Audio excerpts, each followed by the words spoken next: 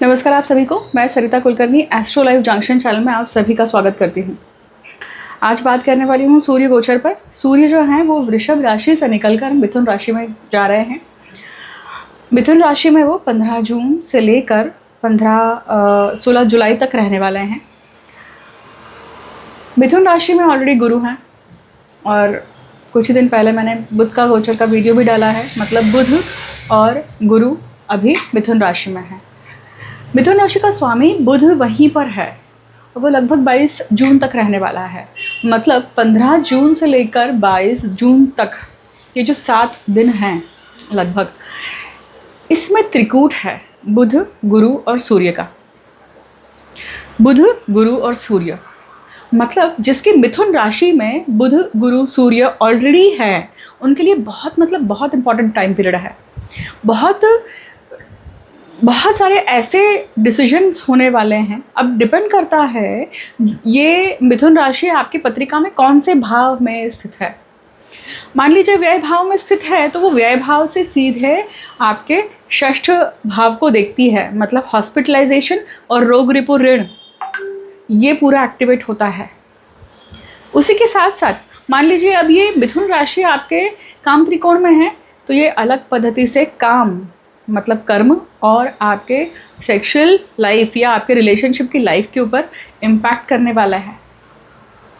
अब यहाँ पे सूर्य आता है तो अर्थ क्या हुआ? सूर्य जब गोचर करते हैं किसी भी राशि में तो उसका सर्वप्रथम अर्थ होता है कि वो वहाँ पे प्रकाश डालने वाले हैं। मतलब जीवन के जो भी वो एस्पेक्ट है उन एस्पेक्ट्स पे प्रकाश पड़ने वाला है। अब मैंने मिथुन राशि के बारे में पिछले वीडियो में भी बताया था कि मिथुन राशि क्या है। कालपुरुष कुंडली में पहले भाव में पड़ती है, जो कि पराक्रम का है। पराक्रम का है, आपके सिबलिंग्स का है, आपके वेलर का है, आप उपदेश जो देते हैं, बिन मांगे जो सलाह देते हैं उसका है, बहुत सारी चीज़ों का है। काम त्रिकोण है, उपचय भाव है, राइट। अब यहाँ पे आप जो एफर्ट्स डालने वाले हैं, आप जो रिस्क लेने वाले हैं, आप जो कर्म करने वाले हैं, पराक्रम करने वाले हैं, उसके ऊपर सूर्य प्रकाश डालने वाले हैं, राइट। तो सूर्य प्रकाश डालने वाले हैं, गुरु के साथ मिलकर डालने वाले हैं, बुध के साथ मिलकर डालने वाले हैं। मतलब एक समय होगा जब ये दोनों ग्रह जो हैं बुध और गुरु, ये भी अस्तंगत अवस्था में जाने वाले हैं। अगर आप अस्तंगत गुरु का वीडियो मुझसे सुनना चाहते हैं तो ज़रूर मुझे कमेंट सेक्शन में बताइएगा कि वैसे ही गुरु अतिचारी है तो अपनी स्पीड बहुत फास्ट चल रही है उनकी। अब अतिचारी स्थिति में जब ये असंगत अवस्था में जाएंगे तो क्या होगा? तो उनके ऑफिशियल फीचर्स जो हैं वो बंद हो जाते हैं या नहीं मिल पाते हैं, ठीक है। अब यहाँ पे सूर्य क्या करने वाले हैं? सूर्य आपको दिखाने वाले हैं कि जो भी आप काम करने वाले हैं या जो भी आप पराक्रम करने वाले हैं वहाँ पे गुरु है, राइट। मतलब आपको एक सद्बुद्धि मिलने वाली है उन सभी चीज़ों को, उन सभी डिसीजन मेकिंग करने के लिए। बट यहाँ पे सूर्य आकर क्या करते हैं? सूर्य बताते हैं कि ये करना चाहिए कि नहीं करना चाहिए। क्यों? क्योंकि याद रखिएगा गुरु चौथे भाव में पड़ते हैं शनि से। ये डबल ट्रांजिट है ये। गुरु से शनि, शनि से गुरु, 410 एक्सिस है। अगर आप इसके ऊपर वीडियो सुनना चाहते हैं कि डबल ट्रांजिट का क्या मीनिंग होता है, क्योंकि साल भर डबल ट्रांजिट रहने वाला है, I am going to bring that video. क्योंकि डबल ट्रांजिट बहुत ज़्यादा इम्पॉर्टेंट घटनाक्रम हमारे जीवन में करती है। वैसे भी वर्ल्डली लेवल पे हम देख ही रहे हैं। मेरे पिछले वीडियो में मैंने केतु के ग्रह वीडियो में मैंने कुछ प्रिडिक्शंस किए थे, वर्ल्डली लेवल के प्रिडिक्शंस भी किए थे जो जनवरी में किए थे। वो आप देख रहे हैं कि अभी तक सही हो रहे हैं। मुझे बोलने में बहुत अच्छा नहीं लगता है ये चीज़। क्यों? क्योंकि जब कोई बहुत सैडनिंग इवेंट होता है तो उसके ऊपर बात करना या वो प्रिडिक्शन सही हो गया है तो उसका श्रेय लेने में कोई बहुत अच्छी बात नहीं होती है। तो ये ऐसी स्थिति है हर ज्योतिषी के लिए जो इस तरह का कोई प्रिडिक्शन करता है। और अगर वो नेगेटिव प्रिडिक्शन सच हो जाता है, कोई ज्योतिषी नहीं चाहता है कि नेगेटिव प्रिडिक्शन सही हो जाए, सच कहूँ आपको तो। चलिए लौटते हैं वापस सूर्य के गोचर के वीडियो की तरफ। तो सूर्य आप सभी के लिए, प्रत्येक लग्न राशि के लिए सूर्य किस प्रकार से काम करने वाले हैं उसके ऊपर बात करते हैं, ठीक है। सबसे पहले बात करते हैं मेष लग्न की। हम बात करने वाले हैं कि मेष लग्न के जातकों के लिए ये जो सूर्य आ रहे हैं गोचर में, ये किस प्रकार से परिणाम देंगे, राइट। तो देखिए, बुध के साथ में है, बुध गुरु और सूर्य है, राइट। ये योग शिक्षण के लिए बहुत अच्छा होता है। ये योग उच्च शिक्षण प्राप्ति के लिए भी बहुत अच्छा होता है कि लोग जब प्लानिंग करते हैं, उसके लिए जो एफर्ट्स डालते हैं, उसके लिए जो एक प्रयत्न करते हैं कि ये एग्ज़ाम देनी है या ये कॉम्पिटिटिव एग्ज़ाम देनी है, ये सारी चीज़ें इस समय पे मेष लग्न के जातकों के लिए प्रयत्न शुरू होंगे। इस दिशा में पराक्रम जाएगा। अब वो स्किल कोई भी हो सकती है, आपके खुद के क्योंकि पंचम स्थान के स्वामी हैं, तो वो बच्चों के लिए भी अप्लाई होती है। मतलब आप अपने बच्चों के लिए करेंगे, आप अपने जॉब या अपने सर्विस में ऊपर बढ़ने के लिए करेंगे, स्किल सेट एक्वायर करने के लिए करेंगे। ये भी हो सकता है कि आपके जो स्पाउस हैं वो उच्च शिक्षण प्राप्त करने के लिए भी कहीं ना कहीं इस तरह से अपने आप को तैयार कर रहे हैं, ये भी हो सकता है। गॉसिप से बचना है, याद रखिएगा, गॉसिप में नहीं जाना है। गॉसिपिंग से कानों में आपके क्या चीज़ें पड़ रही हैं, आप क्या बोल रहे हैं, इन दो चीज़ों पर बहुत ध्यान दीजिएगा इस पूरे गोचर में, ठीक है। वृषभ लग्न के लिए बात करते हैं कि सूर्य आ रहे हैं इनके लिए, कहाँ आ रहे हैं, तो द्वितीय भाव में, कुटुंब में आ रहे हैं।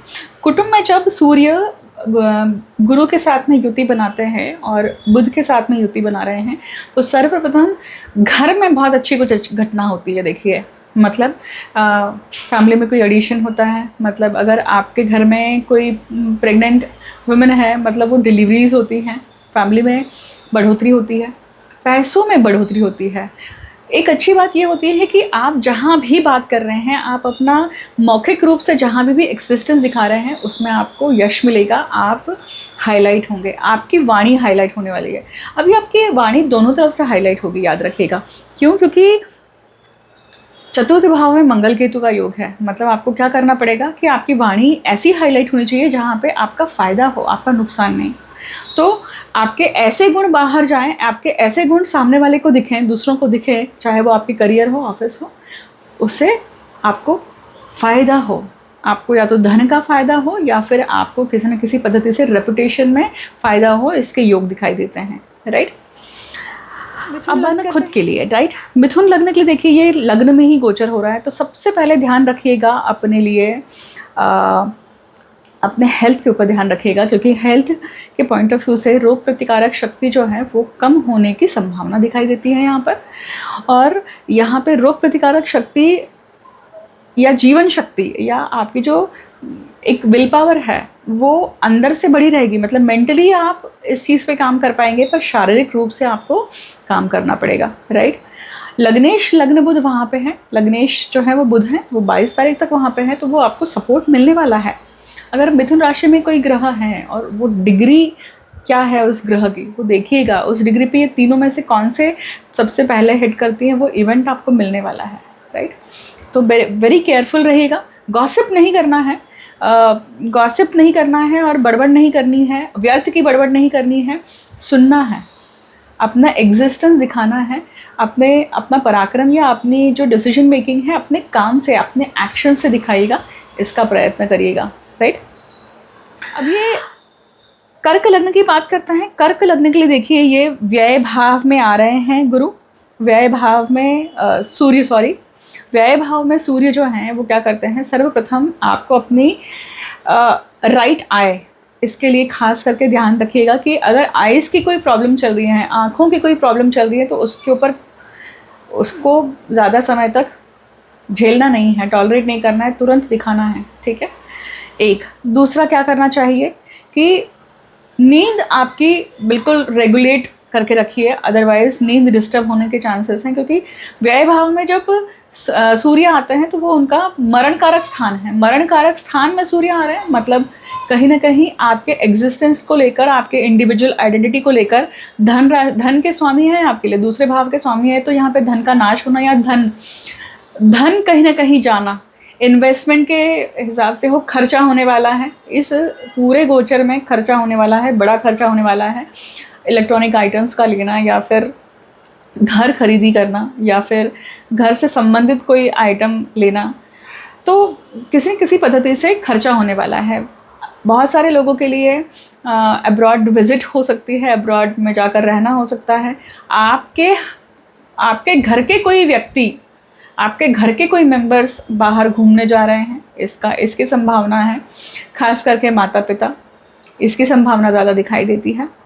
अब बात करते हैं सिंह लग्न की।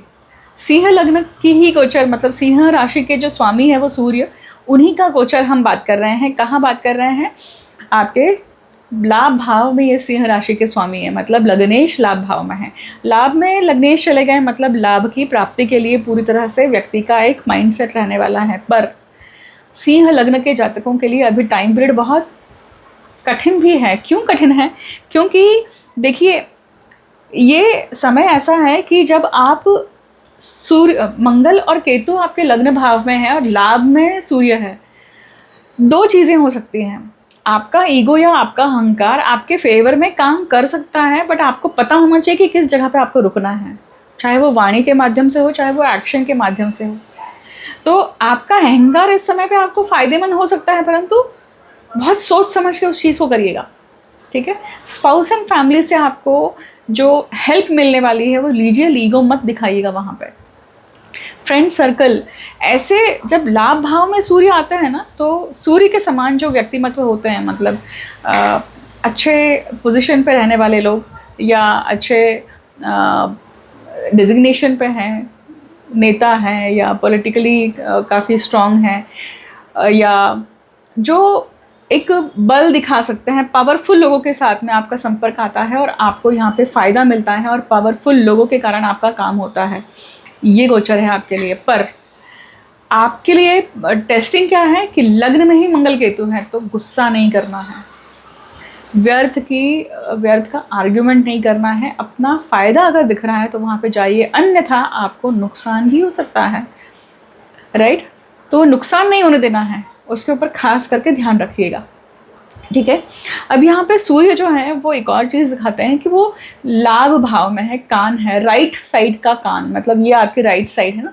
तो राइट साइड में जब सूर्य आते हैं, क्रूर ग्रह हैं, अगर आपने ध्यान नहीं दिया तो यहीं पे इन्फेक्शन होने की संभावना, नेक में खास करके टॉन्सिल्स की तरफ से ये प्रॉब्लम होना, या विशुद्ध चक्र पे दिक्कत होना। तो ये इस बात पे भी बहुत ध्यान रखिएगा कि क्या आपके साथ में हो रहा है और आप उसका रिएक्शन क्या कर रहे हैं, ठीक है। अब बात करते हैं कन्या लग्न के लिए। कन्या लग्न के लिए देखिए ये गोचर कहाँ हो रहा है, तो ये उनके दशम भाव में हो रहा है। दशम भाव में सूर्य है। दशम भाव में सूर्य कौन है? व्ययेश है। व्ययेश जब लग्न भाव में व्ययेश जब दशम भाव में आते हैं, तो ये टाइम पीरियड है ना, आपको बहुत ध्यानपूर्वक चलना पड़ेगा। सबसे पहले तो खर्चा बहुत है सामने अभी, राइट। कर्म बहुत सारे हैं, आप बहुत एग्जॉस्टिव आपका ये पूरा महीना जाने वाला है। बहुत सारे पेंडिंग काम हैं, पेंडिंग वर्क हैं, चाहे वो आपके किसी रिचुअल्स को लेकर हो, मतलब किसी पूजा को परफॉर्म करने का हो, काम आप अपने जॉब में रूटीन चेंज हो रहा है, आपका टाइमिंग चेंज हो रहा है। आपके लिए ये टाइम पीरियड ये भी दिखाता है कि किसी न किसी पद्धति से आपने जो काम किया है उसका यश, उसकी कीर्ति और उसका जो डेजिग्नेशन मिलना है या उसका जो क्रेडिट मिलना है, वो इस समय पे मिलने के चांसेस हैं आपके लिए। बस आपको ध्यान क्या रखना है, आपको यहाँ पे एक्सेस एनर्जी देनी पड़ेगी, क्योंकि व्यय भाव में मंगल केतु है। तो मंगल केतु की ऊर्जा अपने लिए बहुत अच्छे से यूज़ करिएगा।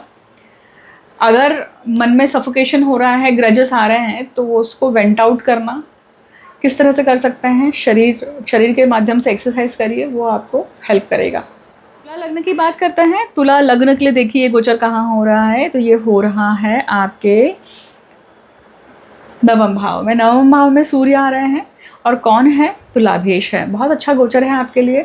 आप तीर्थ क्षेत्र में जाएंगे, तीर्थ क्षेत्र में जाकर बहुत सारी विधियां कर सकते हैं, खास करके पितरों को लेकर, खास करके अपने भाग्य की प्राप्ति को लेकर जो भी आप करना चाह रहे हैं उसमें भी आपको यश मिलेगा। इस समय पे शिव जी की आराधना, विष्णु जी की आराधना के विचार ज़्यादा दिन में दिमाग में आएंगे, करिए अगर आ रहे हैं तो। फिर ये समय कैसा है कि भाग्येश भाग्य भाव में है, 22 तारीख तक आपके लिए बहुत ज़्यादा क्या है इम्पॉर्टेंट होता हो जाता है। क्यों इम्पॉर्टेंट हो जाता है? क्योंकि जो भी प्रयत्न आप कर रहे हैं उसमें यश मिलने वाला है, क्योंकि गुरु भी है और सूर्य भी है। गुरु और सूर्य का योग क्या है? वो रॉयल आशीर्वाद है कहीं ना कहीं, वो पितरों का भी है और गुरुजनों का भी है, राइट। तो पिछले जन्मों में किए हुए जो कर्म है, या ज्योतिषों से या साधु संतों से, या मेंटोर या मास्टर के समान जो व्यक्ति आपके जीवन में होंगे, उनका आशीर्वाद इस समय पे आपको मिलने वाला है, जिसके कारण आपको आपके भाग्य में वृद्धि होने वाली है। सिर्फ इतना ही है कि आपको अपनी वाणी का दुरुपयोग नहीं करना है, क्योंकि मंगल आपके वाणी भाव के स्वामी हैं, ठीक है। बात करते हैं वृश्चिक लग्न की। वृश्चिक लग्न के लिए अष्टम भाव में ये गोचर हो रहा है। हेल्थ का ध्यान रखिएगा। हेल्थ के लिए आपको सबसे पहले ध्यान रखना चाहिए कि आपका दिनचर्या, आपका रूटीन और इमोशनली आप अपने आप को सही रखें, ताकि आपको कॉन्स्टिपेशन या शरीर में होने वाली जो वाइब्रेशंस हैं, हीट है, वो बढ़े नहीं और उसके कारण आपको तकलीफ़ ना हो। अष्टम भाव निज दोषों का होता है, और वही सूर्य यहाँ पे आके दिखाते हैं कि कौन से ऐसे निज दोष हैं जिसके कारण आपने अपनी लाइफ प्रॉब्लमेटिक करके रखी हुई है। एक दूसरा, गुप्त बुद्धि से का जो काम हो सकता है उसके ऊपर प्रकाश डालने वाले हैं सूर्य। जो लोग रिसर्च इन सब चीज़ों में हैं उनको भी काफ़ी यहाँ पे बहुत अच्छी हेल्प मिलने वाली है। बहुत अच्छी क्या मिलने वाली है? प्रकाश उस दिशा में पड़ने वाला है, तो आपको आपका काम बाहर आएगा। हाँ, अब आपका काम बाहर आता है, पर वो किस तरह से प्रोजेक्ट करना है, वो किस तरह से पहुंचाना है, उसके लिए दशम भाव में जो मंगल केतु है ना, उनका उपयोग या उस ऊर्जा का उपयोग बहुत ध्यानपूर्वक करना पड़ेगा आपको, ये याद रखिएगा। अगर धनु लग्न की बात करें तो धनु लग्न के लिए गोचर कहाँ हो रहा है? सूर्य आ रहे हैं सप्तम भाव में। तो सबसे पहले स्पाउस एंड रिलेशनशिप, फैमिली, इन सब चीज़ों के साथ में रिलेशनशिप कैसी होनी चाहिए? कॉन्जेनियल होनी चाहिए। तो ये कॉन्जेनियल होने में थोड़ा सा ईगो प्रॉब्लम आ सकता है। अपना एग्जिस्टेंस दिखाना, आई सिकनेस होना, मेरा खुद का, मैं जो बोल रहा हूँ या बोल रही हूँ वही सही है, वही सही दिशा है, ये सोचना गलत हो जाता है। तो उसके ऊपर काम करना है। अगर हम बिज़नेस व्यवसाय की बात करें, सप्तम भाव में सूर्य आते हैं तो बहुत बार ऐसे लोग हमें मिलते हैं जो पावरफुल होते हैं, अपने क्षेत्र में बड़े ओहदे पर होते हैं, और उनके कारण हमें काफ़ी फ़ायदा मिल सकता है। ये गोचर दिखाता है कि इस तरह से व्यक्ति मिले, धर्म के क्षेत्र में हो या पॉलिटिक्स के क्षेत्र में हो या बिजनेस क्षेत्र में हो, उसका फ़ायदा आपको मिल सकता है।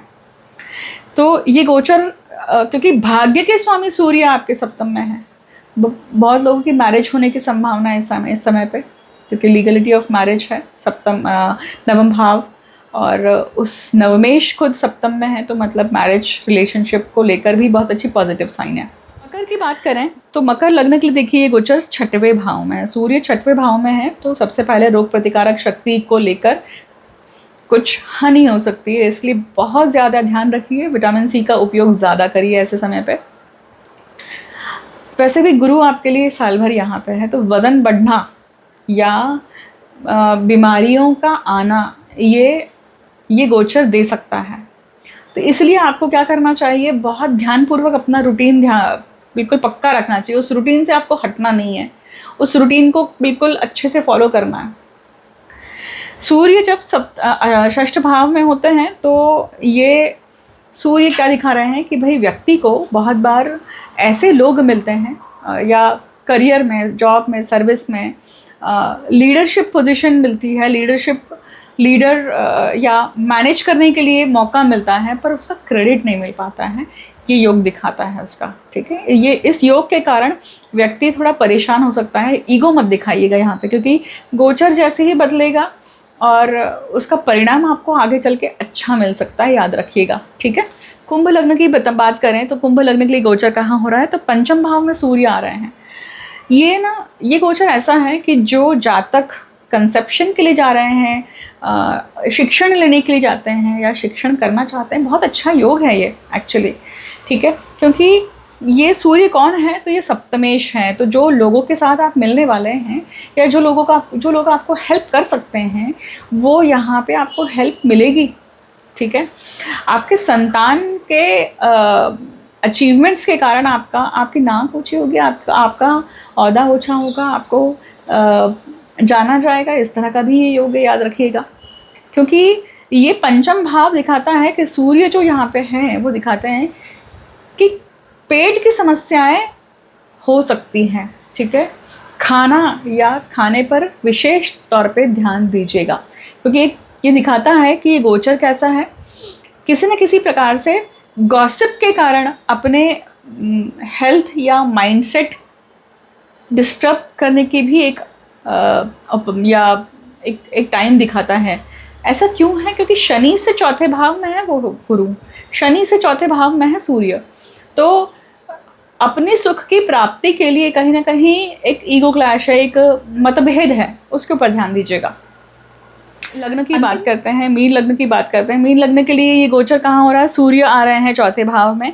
चौथे भाव में जो सूर्य आ रहे हैं वो क्या दिखाते हैं कि भाई यहाँ पे ये सूर्य षष्ठेश हैं, मतलब रोगों का स्वामी, रोग रिपु ऋण का स्वामी। ऋण को की बात करें तो बहुत हो सकता है कि बहुत सारे लोग जो घर लेना चाह रहे हैं या कंट्री चेंज करना चाह रहे हैं या अपने होम कंट्री में आना चाह रहे हैं, इसलिए इन सब चीज़ों को लेकर व्यक्ति क्या कर रहा है?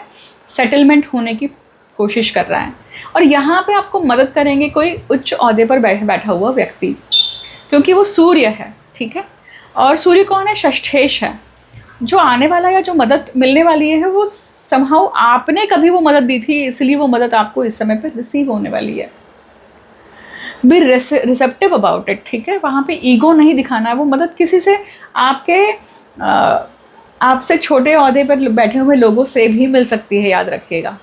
हमें लगता है ना तू क्या मुझे मदद करेगा, इस तरह का एटीट्यूड नहीं रखना है। घर की बाई जो है ना, काम वाली, वो भी आपको कुछ ऐसा बता के जा सकती है जिसके कारण आपको फ़ायदा हो। बस वहाँ पे ईगो मत रखिएगा, ठीक है। अब ये सूर्य और क्या दिखा रहे हैं कि भाई सूर्य चौथे भाव में है, तो वो सूर्य माता के हेल्थ को लेकर भी कुछ चिंता दिखाते हैं, ठीक है। घर में पूजा पाठ कराना, पूजा घर सजाना या घर में अच्छे रिचुअल्स करना, इससे घर का वातावरण शुद्ध होते जाएगा। हवन करना, इससे वातावरण शुद्ध होते जाएगा, घर की वाइब्रेशंस चेंज होंगी, नेगेटिविटी पूरी जल जाती है। ये प्रयत्न करिएगा कि ये गोचर आप इन सब चीज़ों में अपने आप को संलग्न कर सके या ये सारी चीज़ें अरेंज हो सके, ठीक है। That's it. अब हम ऊपर बात कर चुके हैं, अब हम बात करने वाले हैं कि भाई रेमेडी क्या कर सकते हैं, कि अगर सूर्य के कुछ रिजल्ट्स अगर आपको सही नहीं मिलते हैं तो किस तरह से क्या करें जिसके कारण सूर्य के रिजल्ट्स हमारे लिए अनुकूल रहें। तो सबसे पहले तो अगर सूर्य मंदिर पे आप जा सकते हैं तो वहाँ पे जाके दिया लगाइए, ठीक है। सूर्य मंदिर बहुत कम है पूरे भारत में, परंतु अगर जाने के लिए मिलता है तो जाइए और दर्शन करके आइए। आदित्य हृदय का पाठ करना या गायत्री मंत्र का पाठ करना या फिर सूर्य गायत्री मंत्र का पाठ करना, सूर्य बीज मंत्रों का पाठ करना या सूर्य के जो सूर्याय नमः जो भी है उसका पाठ करना, ये भी आपको बहुत फ़ायदेमंद रहेगा, ठीक है। सूर्य के लिए जनरली अर्घ्य देने की बात कही जाती है। ये आप रिचुअल सिर्फ इस एक महीने के लिए करें ऐसा नहीं है। 12 महीने जैसे ही संक्रांत होती है, मतलब सूर्य का गोचर बदलता है, राशि परिवर्तन होता है, तो ये करना ही चाहिए, हर व्यक्ति को करना चाहिए। उसका जो रीज़न है उस चीज़ के लिए, आप जब उगते हुए सूर्य को आप अर्घ्य देते हैं, इसका अर्थ है कि आप सुबह जल्दी उठ रहे हैं। तो वो जल्दी उठ रहे हैं तो सूर्य की रेज़ आप ले रहे हैं, सूर्य की पहली रेज़ ले रहे हैं जो बहुत स्फूर्तिदायक होती है, ठीक है। मैं आप सभी को शुभकामनाएं देती हूँ कि ये गोचर आप सभी के लिए शुभप्रद हो। सूर्य और गुरु के योग जो अभी बन रहा है, इसके बारे में अगर आप सुनना चाहते हैं तो मुझे कमेंट सेक्शन में ज़रूर बताइएगा, ठीक है। थैंक यू सो मच, मुझे अंत तक सुनने के लिए बहुत बहुत धन्यवाद। जल्द ही मिलती हूँ अगले वीडियो में। हर हर महादेव, जय माँ कामाख्या, ओम गणेश सूर्याय नमः।